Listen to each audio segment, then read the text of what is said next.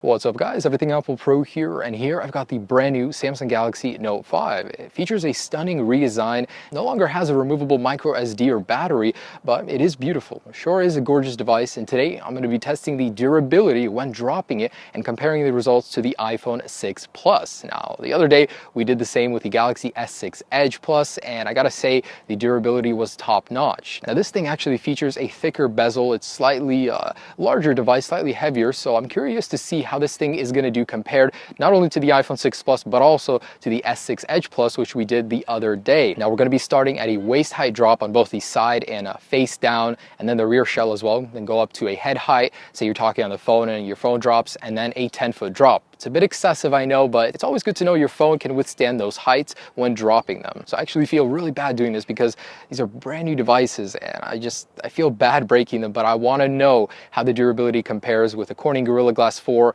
on the Note 5 and the reinforced aluminum compared to the standard ion strengthened glass on the 6 Plus and just that malleable aluminum. I mean, Apple puts this really soft metal into these guys. They bend and they don't do very well when dropping them. So I want to see how these two compare. All right, so let's go ahead and get started.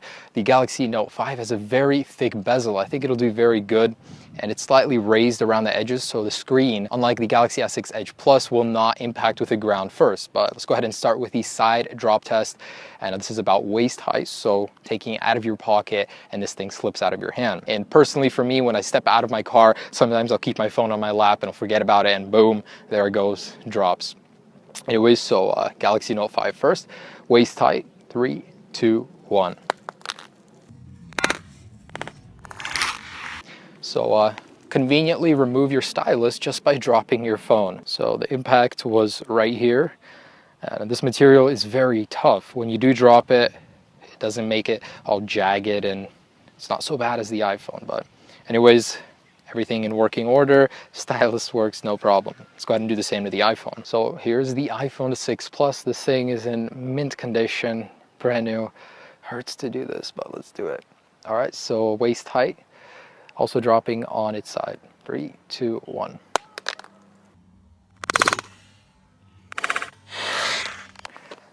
These things definitely make a lot more noise when being dropped. So it was a pretty even hit. Wow. I mean, look at that. This thing just dents in right away. There's a very apparent dent, whereas on the Note 5, the material was more rigid and it's thicker, so it's not as noticeable. It's a little disappointing to me. So let's go ahead and move on to the head height. I know it's not a very common occurrence to drop your phone so high, but it does happen, even to me personally. So it's good to know that your phone can survive it. And this is Gorilla Glass 4, it does so well. Anyways, head height, let's go ahead and drop this guy. 3, 2, 1. Ouch.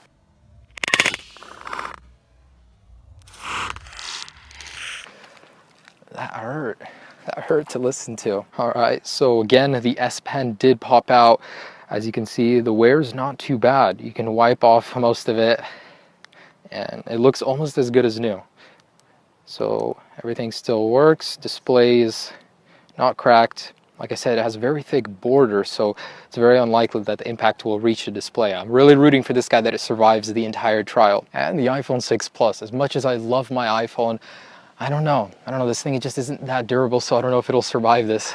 But head height, here we go, in 3, 2, 1.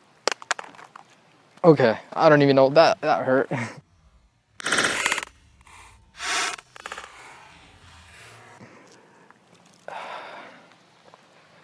Oh wow. So it did chip the corner right here. There's a small chip. There are more dents, and the screen assembly is coming out just a little bit right here. That was a pretty brutal hit, and it's apparent. And this material is so soft. The whole phone is a little bent. Like it goes up right here a little bit. Okay, so clearly, even at this point, we can see that the Note 5, it's structurally rigid. This thing seems very flimsy. And damage-wise, as you can see, it's definitely worse on the iPhone. The display did chip up here. So for this next test, I'm going to mix things up a little bit. Before we shatter the displays, dropping them on the edges, we're going to do a waist height face down test and then rear face down test to see if the camera lenses will crack or if the rear assembly on here will crack because it's made out of glass. And then we're going to go and do the same thing with a head height. Okay, so starting with the Note 5, let's go ahead and do this. I have high hopes for it. Gorilla Glass 4 is super tough. Can't wait until the 5th, it'll be even better. But okay, about a waist height. Drop, here we go. 3, 2, 1.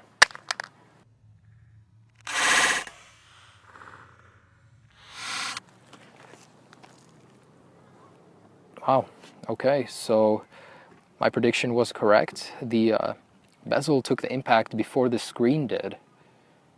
It's apparent by all these chips around it right here. You know, the screen is looking good, working, everything's in order, this thing is solid. I feel very confident dropping this thing, as funny as that is to say. So let's go ahead and do the same with the iPhone 6 Plus. And here we go. This guy I don't have as much hopes for.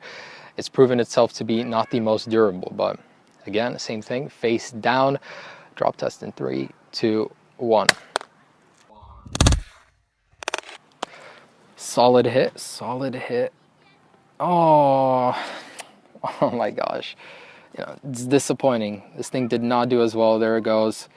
It has spider webbed, although the cracks don't look as bad as they did on the last one. So it's still usable. It's just going to be a little annoying having to replace this. These screens are not cheap. So let's go ahead and keep the test going. See if the rear sapphire crystal glass on the back can survive the same fall. And then I'm just going to keep going, see how long this thing can stay alive before it completely zones out and dies. And now the rears. I want to test the rear shell. This one is Corning Gorilla Glass 4. This one is a mixture of metals, mostly aluminum, and it's very soft. I want to see how these guys hold up to a waist height drop. All right, so I'm going to do these guys simultaneously. 3, 2, 1. Nice little flip, dude. All right, so this looks good. Oh, I spoke too soon. So looks like there is a hairline crack that appeared right there. The entire thing didn't fracture, and you can't really grip it. So it's not likely to bother you, but that did poorer than I thought it would. Camera glass is doing good though. So on this guy, camera's okay. It was chipped on the corner right here on the camera, so I know it did impact that, but let's go ahead and move this up to the head height and see what it takes to crack that camera glass. All right, so about a head height right here. I'm gonna add a little spin to them so they do land on their rear. And 3, 2, 1.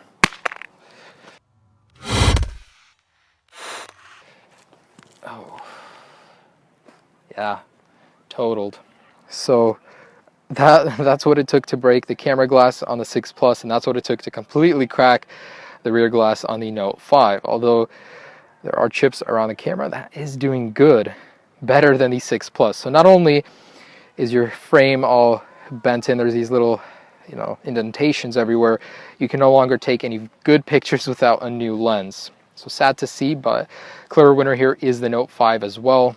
Although it does look a lot worse. At least you can still take pictures on it. So after that last rear drop, the Galaxy Note 5, a very, very thin hairline crack appeared up here. It's very difficult to see, but the phone is no longer turning on.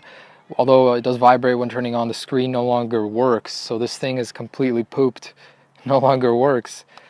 But there is a crack stemming from about right here, and it goes right up. So the rear did break, but the phone no longer responds. I'm a little disappointed. The S6 Edge Plus did a lot better. Although the glass shape is still looking to be okay, there is a crack and no longer works. So the iPhone at this point is the winner. No matter how battered it looks, how broken, this thing is still battling on. So let's keep going and see what it takes to completely destroy both of these phones. And so I know the screen doesn't work. It no longer responds to anything. I just want to see what it will take to completely shatter the display and completely make the 6 Plus stop working. This thing is a tank, still chugging along. Okay, so 10-foot drop, one at a time. I'm going to add a little spin to it, starting with the Note 5. See if we can finally shatter that display. So here we go. And iPhone 6 Plus at the same time. So 3, 2, 1.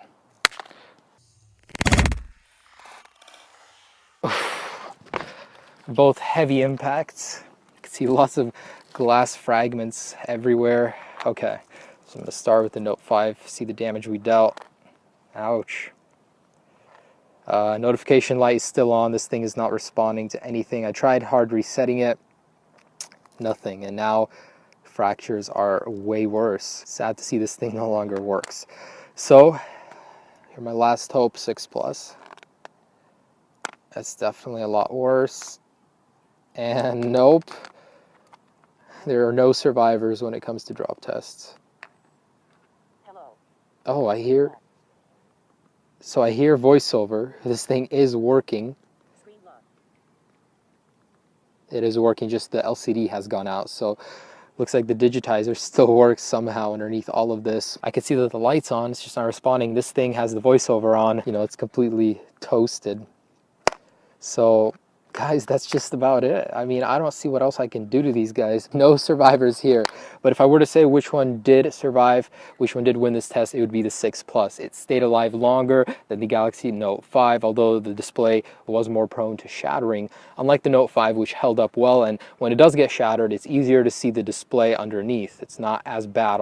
The chunks don't start falling out like the 6 Plus. So although both phones do show promise of life, only the iPhone 6 Plus is the only one working, and the voiceover keeps saying things, interrupting me while I'm speaking. The Note 5, on the other hand, all it has is a notification light that's staying blue, and it's not responding to anything. No stimuli. This thing is completely toasted. I don't know what to do with it. So clear winner here in survivability, the 6 Plus. In terms of durability, the Note 5 has the advantage. The display took a lot more abuse to get to the state where it's at versus the iPhone 6 Plus. Although it's not as good as the Galaxy S6 Edge Plus, I was pretty satisfied with the Note 5. It did good, although I don't know what's going on with it right now. Hopefully the iPhone 6 Plus can do better in the future with the 6S, with a stronger construction, better display. Let's see what you got, Apple. Surprise us. Anyways, guys, thanks for watching this video. I had fun. I really enjoy making these kind of videos, testing the true durability, the true limits of these phones. So thanks for watching. Subscribe if you haven't already. Like this video. It really does help me. And comment. Tell me what you think, guys. So have a great day. Peace.